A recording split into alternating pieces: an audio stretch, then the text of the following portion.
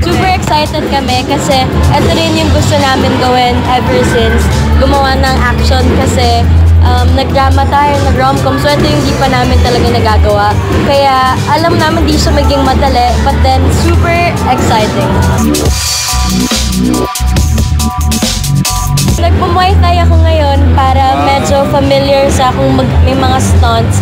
Pero, ayun, marami pang kailangan i-improve din. So, kailangan pa mag-training.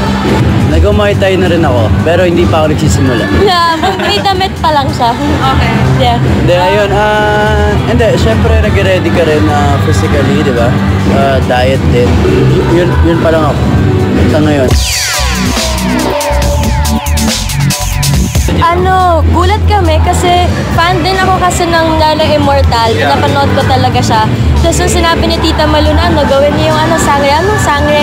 Yung kaya yung magtutuloy ng sequel. Tapos parang sinong hindi sa project na yun. Kaya grabe rin yung pressure kasi ang ganda ng pagkagawa nila dun sa dalawa kaya kailangan din namin ma-maintain yun.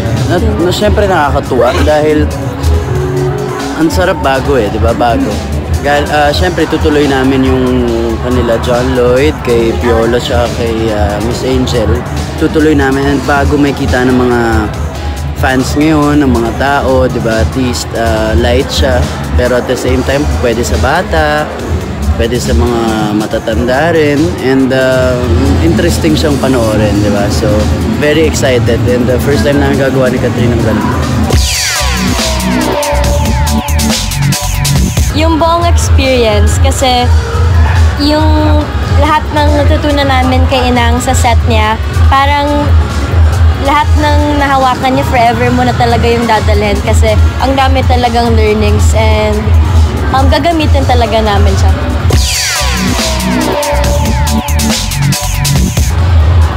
Matured, parang yung Barcelona di ba isang step na naman yun so pwedeng ganun muna tayo sa ngayon.